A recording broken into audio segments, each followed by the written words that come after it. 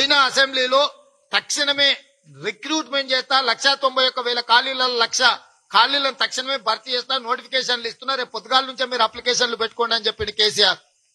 అయిపోయి చాలా నెలలైంది. అడపదడప అప్పుడప్పుడు నోటిఫికేషన్లు ఇచ్చింది, ఏ ఒక్క రిక్రూట్మెంట్ జరగలే.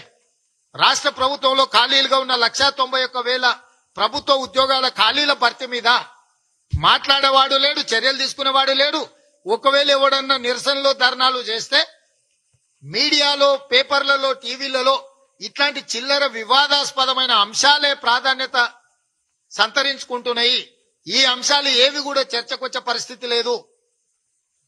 తెలంగాణ సమాజం ఎదుర్కొంటున్న తీవ్రమైన సమస్యలు, అది పోడు భూమి సమస్య కావచ్చు, రైతు రుణమాఫీ కావచ్చు, వడ్ల కొనుగోలు కావచ్చు, నిరుద్యోగ సమస్య కావచ్చు, డబుల్ బెడ్రూమ్ ఇండ్ల సమస్య కావచ్చు, ఫీజు రియంబర్స్మెంట్ కావచ్చు, నిరుద్యోగ భృతి కావచ్చు, ఏ ఒక్క అంశం మీద కూడా సమాజంలో జరుగుతున్న పోరాటాల గురించి, లేకపోతే ప్రజలు తెలుపుతున్న నిరసనల గురించి, ముంపు బాధితుల గురించి, మిడ్మానే రైతుల గురించి, మల్లన్న సాగర్ ముంపు బాధితుల గురించి, అదేవిధంగా డిండి ప్రాజెక్టు గురించి కావచ్చు, లేకపోతే మునుగోడులో జరిగిన అమ్మకాలు కొనుగోళ్ల గురించి గాని, ప్రజలకు ఓసిన సారా గురించి గాని చర్చ జరగకుండా కేవలం ED, income tax, CBI, police, ACB and state GST సంస్థలు దాడులు, ప్రతిదాడులు, ఆరోపణలు, ప్రత్యారోపణలు, పార్టీ ఫిరాయింపులు, కొనుగోళ్ల చుట్టూతోనే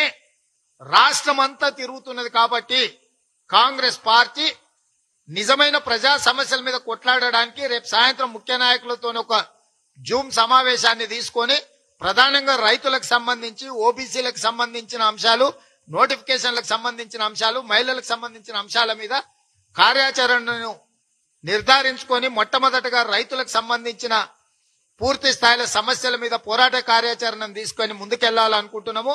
అదేవిధంగా బలహీన వర్గాలకు సంబంధించిన జనాభా లెక్కలు తేల్చి, జనాభా దామాష ప్రకారం బలహీన వర్గాలకు చెందాల్సిన నిధులు, వాళ్ళ హక్కులను అన్నిటిని కూడా కాపాడే విధంగా డిసెంబర్ 7 తారీఖు నుంచి ప్రారంభం కాబోయే పార్లమెంట్ సమావేశాలలో బలహీన వర్గాల పక్షాన కాంగ్రెస్ పార్టీ నిలబడి కొట్లాడాలని నిర్ణయం తీసుకున్నది.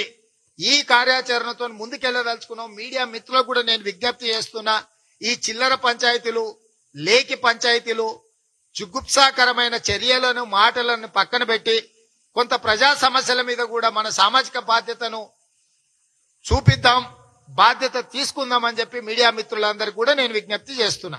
హాయ్ ఫ్రెండ్స్, మా టుడే టుమారో యూట్యూబ్ ఛానల్ చూస్తున్నందుకు చాలా థ్యాంక్స్. మరిన్ని లేటెస్ట్ వీడియోస్ కోసం వెంటనే సబ్స్క్రైబ్ చేయండి. అలాగే ఈ బెల్ ని కూడా రింగ్ చేసేయండి. మా నోటిఫికేషన్స్ అన్ని మీ మొబైల్లో వస్తాయి. అలాగే మా వీడియోస్ మీకు నచ్చితే లైక్ చేయండి, షేర్ చేయండి, నచ్చకపోతే కామెంట్ చేయండి.